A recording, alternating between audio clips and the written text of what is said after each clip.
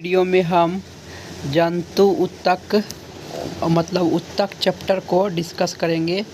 ये सारा क्वेश्चन जो है प्रीवियस ईयर क्वेश्चन का संकलन है, उसी का पीडीएफ हम पढ़ रहे हैं और आंसर भी लिखा हुआ है। जैसे यहाँ पर क्या कह रहा है, पहला नंबर क्वेश्चन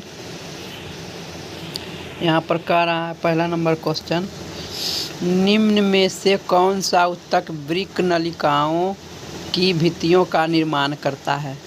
वृक्क नलिकाओं की भित्तियों का निर्माण कौन सा उत्तक करता है। संयोजी उत्तक की, तंत्रिका उत्तक की, पेशीय उत्तक की, उपकला उत्तक। तो यहाँ पर आंसर दिया हुआ है कि वृक्क की नलिकाओं का निर्माण उपकला उत्तक करता है। डी नंबर, उपकला उत्तक जो है वह वृक्क नलिकाओं की भित्तियों का निर्माण करता है। ठीक है, अब क्वेश्चन नंबर हम 2 देखते हैं। क्वेश्चन नंबर 2 क्या कह रहा है, माइटोकॉन्ड्रिया को विचित्र अंगक क्यों माना जाता है। माइटोकॉन्ड्रिया को विचित्र अंगक क्यों माना जाता है। ऑप्शन नंबर इसमें से कौन सा आंसर होगा। तो यहाँ पर आंसर दिया हुआ है डी नंबर कि माइटोकॉन्ड्रिया को विचित्र अंगक इसलिए कहा जाता है क्योंकि उनमें राइबोसोम और डीएनए होता है। क्योंकि राइबोसोम और डीएनए होता है, इसलिए माइटोकॉन्ड्रिया को विचित्र अंगक माना जाता है। अब हम क्वेश्चन नंबर अगला देखते हैं, क्या कह रहा है, निम्न में से मानव शरीर के संचालन के लिए मुख्यतः उत्तरदायी क्या होता है। मानव शरीर का मूवमेंट के लिए, चालन के लिए क्या उत्तरदायी होता है। तो तंत्रिका उत्तक होगा और तंत्रिका उत्तक नहीं होगा। यहाँ पर आंसर दिया हुआ है पेशीय उत्तक और संयोजी उत्तक। पेशीय उत्तक और संयोजी उत्तक के द्वारा हम मनुष्य जो है अपने शरीर का संचालन करता है, मतलब गति करता है, पेशीय उत्तक द्वारा और संयोजी उत्तक द्वारा। इसी दोनों के माध्यम से करता है मूवमेंट। अगला क्वेश्चन यहाँ पर कह रहा है कि एक विशेष जंतु उत्तक द्वारा किए जाने वाले कुछ कार्यों का उल्लेख नीचे दिया गया है। जैसे कि कौन सा उत्तक है जो अंगों के अंदर अवकाश को भर देता है, आंतरिक अंगों को सहारा देता है और उत्तकों की मरम्मत में सहायक होता है। ये 404 उत्तक दिया हुआ है। इसमें से कौन है जो अंग के अंदर अवकाश माने खाली जगह को भर देता है और आंतरिक अंग को सहारा देता है और उत्तक की मरम्मत में भी सहायक करता है। तो यहाँ पर आंसर है डी नंबर, अवकाशी उत्तक जो है, अवकाशी उत्तक जो अवकाश को भर देता है, आंतरिक अंगों को सहारा देता है और उत्तकों की मरम्मत में भी सहायक होता है। ठीक है, अगला क्वेश्चन है कि हड्डी निम्न में से किस प्रकार के उत्तक है। तो हड्डी जो है वह एक प्रकार के संयोजी उत्तक है। हड्डी क्या है, एक प्रकार का संयोजी उत्तक है।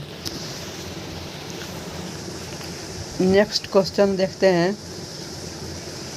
यहाँ पर देखो आंसर भी दिया हुआ है, इसका विश्लेषण दिया गया है कि जो जंतु उत्तक होता है, जंतु उत्तक वो 4 प्रकार के होते हैं। पहला उपकला उत्तक, संयोजी उत्तक, पेशीय उत्तक और तंत्रिका उत्तक। 4 प्रकार के उत्तक होता है ना, जिसमें कि हड्डी जो है वह उपकला उत्तक के उदाहरण है। ठीक है, जो शरीर के बाहरी काम को करता है। अगला क्वेश्चन है कि निम्न में से कौन सा उत्तक त्वचा के नीचे और आंतरिक अंगों के बीच पाया जाता है। तो यहाँ पर हो जाएगा वसा उत्तक, है ना। त्वचा के नीचे और आंतरिक अंग के बीच में तो वसा उत्तक पाया जाता है। त्वचा के नीचे और आंतरिक अंग के बीच में वसा उत्तक पाया जाता है। ठीक है, नेक्स्ट क्वेश्चन है, इनमें से कौन सा उत्तक, है ना, इनमें से कौन सा उत्तक की मरम्मत में सहायता करता है। तो उत्तर यहाँ पर कौन सा होगा, उपास्थि होगा कि कंडरा होगा कि एरियोलर होगा कि स्नायु होगा। तो ऊतक की मरम्मत में तो मेन रूप से एरियोलर ऊतक ही मदद करता है। ठीक है, तो यहाँ पर आंसर दिया गया है 122 नंबर क्वेश्चन में एरियोलर ऊतक। एरियोलर ऊतक जो है वह शरीर के अंदर के रिक्त स्थान को भर देता है, इसलिए एरियोलर ऊतक को अवकाशी ऊतक भी कहते हैं और आंतरिक अंगों को सहायता करता है, मरम्मत करता है और सहारा देता है ना, इसीलिए एरियोलर ऊतक हो जाएगा। ठीक है, अगला क्वेश्चन है कि हमारे शरीर में वसा संचायक ऊतक कौन सा है। संचायक मतलब जमा करना, तो हमारे शरीर में कौन सा ऊतक जो है वो वसा को संचयित करता है, जमा करता है। तो वसा जो है, वसा मतलब एडिपोज, एडिपोज मतलब वसा, एडिपोज मतलब वसा, तो एडिपोज ऊतक जो है, वसा ऊतक जो है वही वसा को संचयित करेगा, जमा करेगा, है ना। एडिपोज मतलब वसा होता है। ठीक है, तो यहाँ पर वही हो जाएगा। अब अगला क्वेश्चन है 124 नंबर क्वेश्चन कि ऊतक क्या होता है। तो समान तरह की कोशिकाओं के समूह को ऊतक कहते हैं, है ना।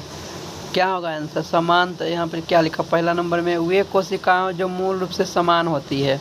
ठीक है, वो तो बात सही है, परंतु दिखने और कार्य में भिन्न भिन्न होती है।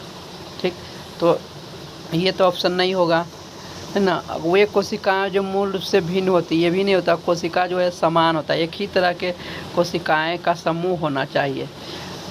फिर देखो यहाँ पर क्या दिया कि वे कोशिकाएं जो मूल रूप से दिखने में और कार्य में समान होते हैं, उसे ही ऊतक कहते हैं। वे सभी कोशिकाओं के समूह जो देखने में भी एक समान रहे, कार्य करने में भी एक समान रहे, और जितना भी 4-5 कोशिका का जो समूह है, सब कोशिका एक ही तरह के कार्य करे, उसे ही ऊतक कहते हैं। जितना भी कोशिका है वो समान तरह का दिखना चाहिए और सभी कोशिकाएं एक ही जैसा काम करना चाहिए। तो डी नंबर यहाँ पर आंसर हो जाएगा। तो जंतु ऊतक 4 प्रकार के होते हैं, यहाँ दिया गया है।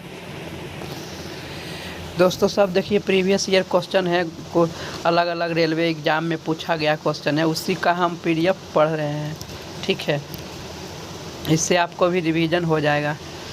यहाँ पर क्वेश्चन कर रहा है कि उन कोशिकाओं के समूह को जिनकी उत्पत्ति और संरचना समान होती है और एक विशेष कार्य करने के लिए विशेषता प्राप्त होते हैं, उसे क्या कहते हैं। तो उसे कहते हैं ऊतक। अभी मैंने पढ़ा है, अलग अलग तरीक़ा से क्वेश्चन पूछा गया, लेकिन वही है कि जो वैसा ऊतक जिसकी संरचना वैसे कोशिकाओं के समूह जिनकी संरचना समान हो और एक विशेष कार्य के लिए करते हैं, उसे ऊतक कहते हैं। ठीक है, अगला क्वेश्चन क्या कह रहा है कि रक्त और हड्डी जो है किस ऊतक के उदाहरण है। तो रक्त और हड्डी जो है वह संयोजी ऊतक के उदाहरण है। रक्त और हड्डी संयोजी ऊतक के उदाहरण है, ए नंबर आंसर हो जाएगा। ठीक है, अब अगला क्वेश्चन क्या करा कि मनुष्य में एक संयोजी ऊतक के उदाहरण कौन है। तो संयोजी ऊतक हड्डी होता है। हड्डी जो है संयोजी ऊतक होता है। ठीक है, मांसपेशियां जो है पेशी ऊतक होता है। रेशा जो है वो एरियोलर ऊतक में आएगा। ठीक है,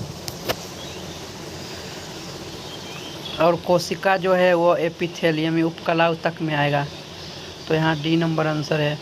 फिर अगला क्वेश्चन करा कि कौन सा एक संयोजी ऊतक है। संवहनी बंडल, त्वचा, ऊतक की छाल, हड्डी। तो यहाँ भी आंसर होगा हड्डी। हड्डी और खून जो है, ब्लड, रक्त जो होता है वो संयोजी ऊतक होता है। क्वेश्चन नंबर 129 में क्या करा कि कौन एक संयोजी ऊतक होता है। तो यहाँ पर रक्त जो है वह संयोजी ऊतक होता है। रक्त और हड्डी संयोजी ऊतक होता है। ठीक है, यहाँ क्वेश्चन क्या करा कि रक्त किस प्रकार के ऊतक का उदाहरण है। तो रक्त जो है बी नंबर क्या होगा, संयोजी ऊतक का उदाहरण है रक्त। अगला क्वेश्चन है कि रक्त जो है वो क्या है। तो रक्त एक प्रकार के संयोजी ऊतक है। ठीक है, रक्त एक प्रकार का संयोजी ऊतक है, ऑप्शन नंबर सी हो जाएगा। क्वेश्चन नंबर 132, हमारे शरीर की हड्डियां में कौन से ऊतक पाए जाते हैं। हड्डी में कौन सा ऊतक पाया जाता है? पेरेन्काइमा, अस्थायी ऊतक, एपिडर्मिक मतलब उपकला ऊतक की संयोजी ऊतक। तो हड्डी अभी मैंने बताया कि हड्डी जो है वह संयोजी ऊतक होता है हड्डी में। अगला क्वेश्चन 130 नंबर क्वेश्चन क्या कह रहा है? मुंह की परत जो है वह किस ऊतक की बनी होती है? मुंह की जो परत है, बाहरी जो आवरण है, वो किस परत की बनी होती है? तो उपकला ऊतक का बना होता है। लेकिन चमड़ी जो रहता है पपड़ीदार है ना, पपड़ीदार उपकला ऊतक हो जाएगा आंसर, ऑप्शन नंबर सी हो जाएगा। ठीक है, पपड़ीदार उपकला ऊतक, इसका आंसर होगा सी नंबर। ठीक, क्योंकि जितना भी शरीर के बाहर में त्वचा दिख रहा है वह उपकला ऊतक से बना होता है, और मुंह की जो परत है, ऊपरा जो त्वचा है, वह उपकला ऊतक का ही है। तो हम कह सकते हैं कि पपड़ीदार उपकला ऊतक है। अगला क्वेश्चन क्या कह रहा है? यहाँ पर अगला क्वेश्चन है कि हमारे शरीर में कई अंग हैं, जैसे कि पेट, गुर्दा, त्वचा, दिमाग। तो सबसे बड़ा अंग कौन सा है? सबसे बड़ा अंग त्वचा होता है। त्वचा का लंबाई और आयतन सबसे ज़्यादा है। त्वचा हमारे शरीर का सबसे बड़ा अंग है। ठीक है, क्वेश्चन नंबर 135 क्या कह रहा है? त्वचा के नीचे और आंतरिक अंगों के बीच बना ऊतक क्या कहलाता है? अभी मैंने बताया कि जो होता है वह वसा ऊतक होता है। त्वचा के नीचे और आंतरिक अंगों के बीच जो है उसमें वसा ऊतक से बनता है ना, वसा ऊतक से बनता है। अगला क्वेश्चन क्या कह रहा है? निम्न में से एक पशु ऊतक नहीं है। निम्न में से कौन एक पशु ऊतक नहीं है? ठीक है, तो जानवर में कौन सा ऊतक, पशु ऊतक मतलब जंतु ऊतक कौन नहीं है? पेशीय ऊतक होता ही है, संयोजी ऊतक होता ही है, उपकला ऊतक भी होता ही है, तंत्रिका ऊतक होता ही है। सब तो पशु ऊतक का ही उदाहरण है। ठीक है, लेकिन यहाँ पर ऑप्शन ही इस तरह से दिया गया है ना। अगला क्वेश्चन देखते हैं क्या कह रहा है कि कौन सा ऊतक जो है हमारे मुंह की आंतरिक स्तर को बनाता है, अंदर के अस्थिर को बनाता है। तो अंदर के जो स्तर है वो सरल स्क्वैमस एपिथेलियम ऊतक से बनता है। बी नंबर ऑप्शन होगा, सरल स्क्वैमस एपिथेलियम ऊतक से बनता है हमारे शरीर का मुंह के आंतरिक स्तर। हमारे मुंह के आंतरिक स्तर किस ऊतक का बना होता है? तो सरल स्क्वैमस एपिथेलियम ऊतक से बना होता है। ठीक है, अब 138 नंबर क्वेश्चन क्या कह रहा है? स्ट्रैटिफाइड स्क्वैमस एपिथेलियम किसमें मौजूद है?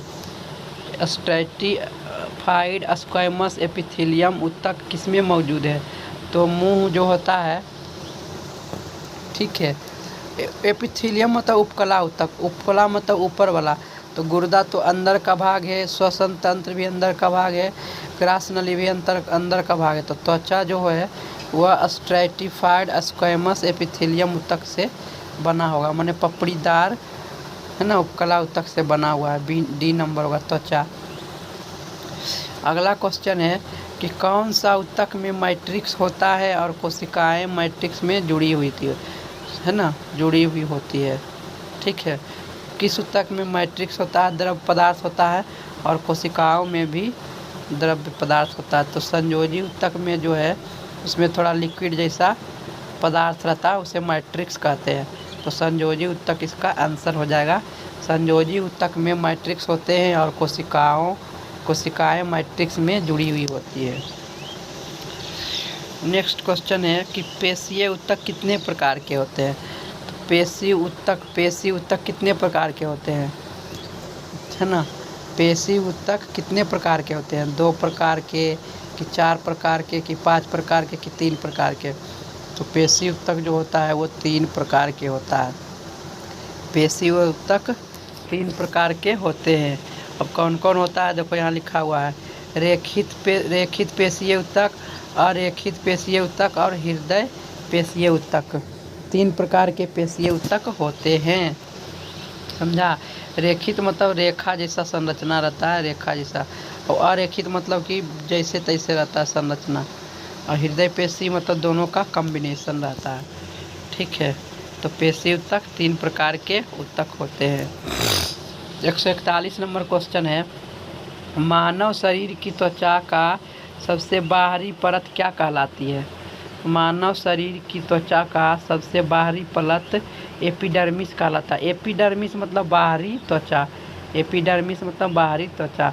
तो मानव शरीर की सबसे बाहरी त्वचा परत क्या कहलाती है? एपिडर्मिस। सी नंबर ऑप्शन होगा। अब हम 142 नंबर क्वेश्चन देखते हैं, क्या कह रहा है कि इनमें निम्न में से कौन सा हिस्सा मानव त्वचा का सबसे बाहरी हिस्सा होता है? निम्न में से कौन सा हिस्सा मानव त्वचा का सबसे बाहरी हिस्सा होता है? तो एपिडर्मिस, ऑप्शन नंबर 1 हो जाएगा। एपिडर्मिस जो है मानव त्वचा का सबसे बाहरी हिस्सा होता है। 143 नंबर में क्वेश्चन कहता है कि कौन सा संयोजी ऊतक नहीं है? रक्त संयोजी ऊतक है, अस्थि मतलब हड्डी संयोजी ऊतक है, उपास्थि भी संयोजी ऊतक है, लेकिन तंत्रिका तंत्र संयोजी ऊतक नहीं है, वो तंत्रिका ऊतक है ना। 143 के ए नंबर आंसर होगा, ठीक है। तंत्रिका ऊतक है ना, तंत्रिका ऊतक हो जाएगा वो। अब हम क्वेश्चन नंबर 144 देखते हैं। स्क्वैमस एपिथेलियम ऊतक फेफड़ों के एल्वाई और जानवरों के अन्य हिस्सों में पाया जाता है, जहाँ क्या होता है? जहाँ अस्थायी संकुंचन और विश्राम होता है ना। हल्का सा संकुंचन होता है, मतलब स्थिर अवस्था में नहीं रहता है, सिकुड़ता है फैलता है, सिकुड़ता है फैलता है, इस तरह से अस्थायी तरीके से संकुंचन होता है और विश्राम होता है। किसमें? फेफड़ा के एल्वेलाई में, है ना। तभी तो हम लोग धड़कन से सांस लेते हैं और फेफड़ा फूलता है, पचकता है अस्थायी रूप से, ठीक है। अब हम क्वेश्चन नंबर 145 देखते हैं। किस प्रकार की कोशिकाओं से त्वचा बनती है? किस प्रकार की कोशिकाओं से त्वचा बनी हुई है? तो त्वचा उपकला ऊतक से बनी हुई है। इसको कह सकते हैं अधिचर्म कोशिका। उपकला ऊतक को कहते हैं अधिचर्म, चर्म मतलब चमड़ा। अधिचर्म कोशिका ऊतक से बना हुआ है त्वचा, ठीक है। ए नंबर ऑप्शन हो जाएगा। अब हम क्वेश्चन नंबर 146 देखते हैं। 146 नंबर क्वेश्चन क्या कर रहा है कि कौन सा ऊतक के प्रकार जो है ग्रंथियां बनाते हैं? तो ग्रंथि कौन से ऊतक बनाते? तंत्रिका तो नहीं बनाता है। एपिथेलियल ऊतक जो है, एपिथेलियल ऊतक जो है वही ग्रंथि बनाते हैं। एपिथेलियल ऊतक जो है वह ग्रंथि बनाते हैं। बी नंबर ऑप्शन होगा। एपिथेलियल ऊतक ग्रंथि बनाते हैं। अब 147 नंबर क्वेश्चन क्या कह रहा है? जंतु कोशिकाओं में वृक्क को यांत्रिक समर्थन देने के लिए कौन सी एपिथेलियम ऊतक के परत का निर्माण होता है? तो वृक्क के यांत्रिक संवर्धन के लिए, तो यांत्रिक संवर्धन के लिए क्या हो जाएगा? क्यूबॉइडल, स्तंभाकार, है ना। क्यूबॉइडल मतलब आयतन फलक जैसा एपिथेलियम ऊतक आंतरिक परत निर्मित करता है। तो ऑप्शन नंबर ए हो जाएगा आयतन फलकी एपिथेलियम ऊतक, आयतन फलकी एपिथेलियम ऊतक, ठीक है। ए नंबर ऑप्शन हो जाएगा। हम क्वेश्चन नंबर देखते हैं 148। कौन सा ऊतक के प्रकार ग्रंथियां बनाते हैं? अभी मैंने एक क्वेश्चन पढ़ा है कि कौन से ऊतक के प्रकार जो है ग्रंथियां बनाते हैं। तो ग्रंथि जो बनाने का काम करता है वह उपकला ऊतक करता है। तो यहाँ पर उपकला ऊतक को अंग्रेजी में एपिथेलियम ऊतक कहते हैं। तो बी नंबर ऑप्शन होगा उपकला ऊतक या एपिथेलियम ऊतक जो है बी नंबर वो ग्रंथि बनाते हैं। उपकला ऊतक ग्रंथि बनाने में काम आता है। अगला क्वेश्चन है हिस्टामिन स्रावक कोशिकाएं किसमें पाई जाती है ना। संयोजी ऊतक में, फेफड़ा में, तंत्रिका ऊतक में, पेशीय ऊतक में। तो हिस्टामिन स्रावक कोशिकाएं संयोजी ऊतक में पाया जाता है। संयोजी ऊतक में ही हिस्टामिन स्रावक कोशिकाएं पाया जाता है। ठीक है, संयोजी ऊतक में।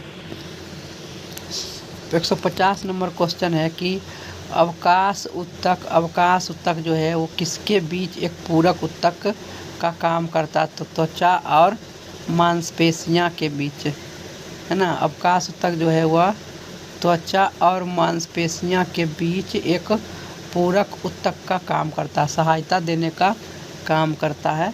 त्वचा और मांसपेशियां के बीच अवकाश ऊतक, एरियोलर ऊतक। 151 नंबर क्वेश्चन देखो क्या कहता है।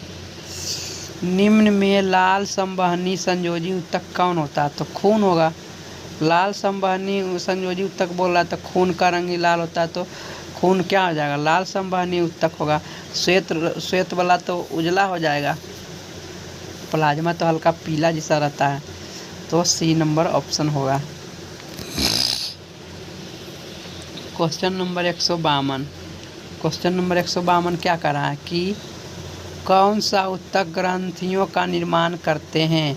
तो ग्रंथि का निर्माण करता है उपकला ऊतक, मतलब संयोजी ऊतक, वाहिका ऊतक। यहाँ पर वाहिका मतलब वही हो गया उपकला ऊतक। वाहिका ऊतक मतलब उपकला ऊतक हो जाएगा, बी नंबर ऑप्शन। उपकला ऊतक जो है ग्रंथि का निर्माण करते हैं। तो हम इस वीडियो को यहीं पर समाप्त करते हैं। जंतु ऊतक का क्वेश्चन मैं करवा दिया हूँ।